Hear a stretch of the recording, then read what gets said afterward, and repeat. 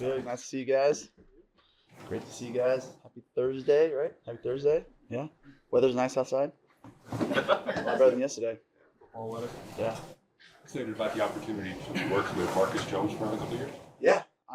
Obviously, he's amazing to work with, and every aspect of his workday and how he prepares.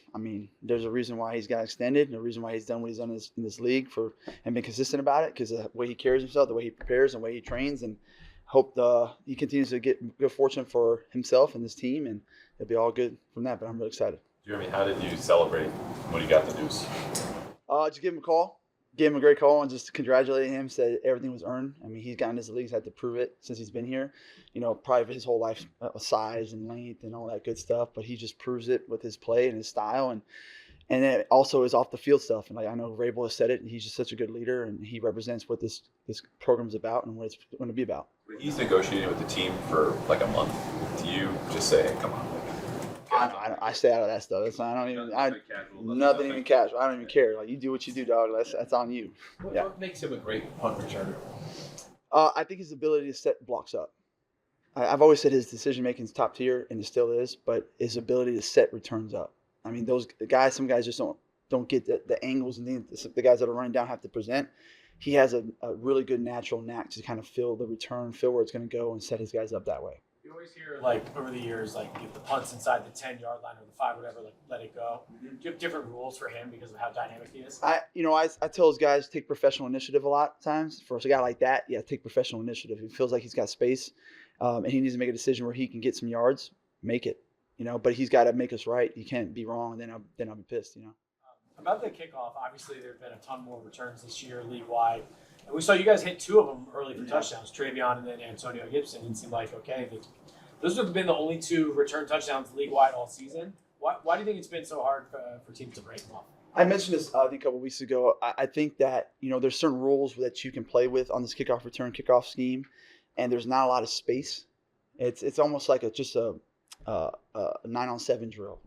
You think there's space, and when you catch the ball, there's a lot of space, and then by the time you get to the 25-30, it's all closed up. And so it's not as easy as it looks to block. I think it's a lot harder to block than people thought it would be. And that's presented a lot of issues for the kickoff return teams. Everyone in the league, including ourselves. It's every week trying to find the new ways to do it, the new techniques, the training to do it, how you practice it, and then the kicks are everywhere now. Kicks are on the ground, they're in the right, the left, middle. It's just they're everywhere. So it's just your angles change, how you fit on a guy change. Your personnel I might be blocking Mike. Next play I'm blocking right here. It's a big body, then it's a small body, a speed guy, then a big guy. And so all those different things that present to you and make it tough. Is there anything you can point to, that might open it up a little bit?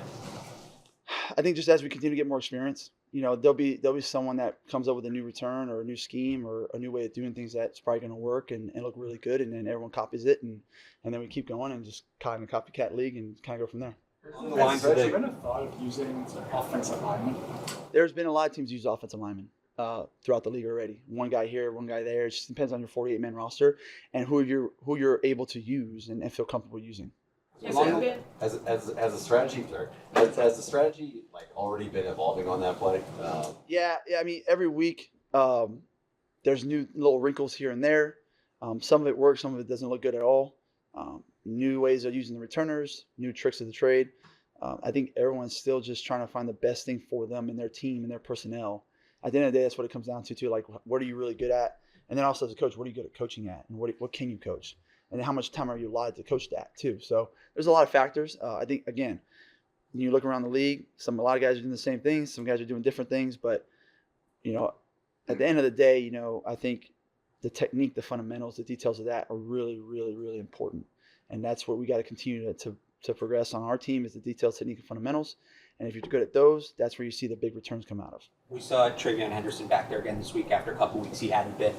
Just what did you see from him back there again, and did you notice him doing anything different? Travion's just got a good gear, man. He can go, and when he goes, he goes. I'll continue to progress with him. He's never done it in his life, So one of those guys that you get him back there, every week you're just trying to show him new ways of vision and how to do it. And maybe on this play it wasn't great with vision, so how do you learn from that? How do you continue to train that? You can continue to progress. Is there any kind of advice you could possibly give to Andy Borregales about kicking in the elements, or is it just go do it? Let's go do it. Like it's just, again, with a lot of these kickers in the league, they're ball strong enough to go through any kind of weather. Like it's going to be fine. It's just having that confidence, going out and doing it to show that, hey, it doesn't matter if it's windy, if it's cold. Like the way you kick the ball, it's going to be just fine if you just focus on your stance, starts, and alignment. You follow through all the little things that Coach Quinn and them been working on with him. If you're just doing that, everything will be just fine. But again, experience, getting confident in the weather. I think for everybody, like for me, like living out here, just being in the weather, now I'm used to it. So again, you got to kick in the weather and get used to it, right? So. Andy's on a heater lately in the last 6 games. Just what's impressed you about him? What'd you say? Andy's on a heater right now. Yeah. In the last 6 games. What's impressed you about him? Just his ability just to listen to coaching. I think, at times, sometimes guys are kind of set in their ways on kicking and doing certain things. And I think he's always down. He's a sponge. I think, again, Coach Quinn, who I work with on special teams, he does a phenomenal job with them. I don't take any credit for that. Like, he really works with them day in and day out, and he listens, and he goes out and there tries to perform. And I think it correlates to that. Jeremy, talk about onside kick. Taking a look at your hands team, Yes. a bunch of players, the core players from defense and offense. So how much of a challenge is it to put those players together in practice often enough for you to make all necessary corrections? It's not hard at all because all those guys know why they're on the field for that critical moment. Now it's all about just understanding at those critical moments, how can we execute at a high level so that you don't get a turnover on that or lose a possession on one of those. And that's the biggest thing that we'll progress this week. Losing a possession last week on the hands team, like, okay, what did we do wrong? How do we communicate? How do I communicate throughout the week? And so we can just correct it and grow from it. Jeremy, 2-part question. The first, can you just give us some Falcons, how they're going to challenge you, special teams wise? And it looked like Tonga took one for the team on the field goal unit last week. Like, how do you end up there, and what's he bring? I'll start with the Falcons, man. I think Marquise in his 5th year there has done a phenomenal job. 5th year there, survived a couple, head coaching changes, and he's still there. So it shows you the consistency that he's had at that spot. They got a veteran group. They got length, they got size, they got speed. They're all over the place in terms of how aggressive they play. This is an aggressive downhill playing football team, and they got good players and they play really hard. So it's going to be a good challenge. They got a really good returner in Agnew, who's been around 8 years in the league, done a phenomenal job. They got veteran specialists in their punter. Parker Romo's doing a good job for them there at kicker. A veteran long snapper they just signed on a deal. So I think a group that's kind of bought into the culture of what Marquise has done there for the Falcons in 5 years, and they're bought in and they're doing everything he's doing. And they got a Pro Bowler in Hodge, number 4, who was 12 last year, a former Pro Bowler, blocked 2 punts last year. So very, very good group. It's going to be a good challenge for us. And then talking on Tonga, that's that position on field goal, the end position. It's a thankless job, to say the least. Like, you got to go out there and sometimes you got to block 2 to 3 guys in one play. Majority of the time it's 2. Around the league now it's probably 3 guys at one time. So you're pretty much just kind of giving yourself up to sacrifice for the team. And that's that position. It's a tough one to play. You got to have good feet. You got to have good power. You got to be able to sit down in a chair. You got to be able to take on and die slow death sometimes. You get hit like that. And he took a couple, and you know what? He embraces it. He comes out every single time. He wants to be on the unit. It kind of shows you the kind of kid he is. Like that, you're never going to get talked about playing that position, to be honest. And he doesn't care. He wants to win. He wants to win for the team, and that's why he's on that unit. I believe Elijah Ponder is the rookie with the most special team snaps. I'm wondering, what have you seen from him throughout the season so far? I love the way he's just continued to mature, from a communication standpoint, like just talking. Like, he was really quiet early on, and now he, will communicate during game of what he's seeing and what they're doing to him so that we can adjust in game. And then continue to just progress in all the other aspects where he can, like on punt pro, protection-wise, on kickoff, defeating single blocks, just understanding the game. And I think with those guys, he's got a good skill set.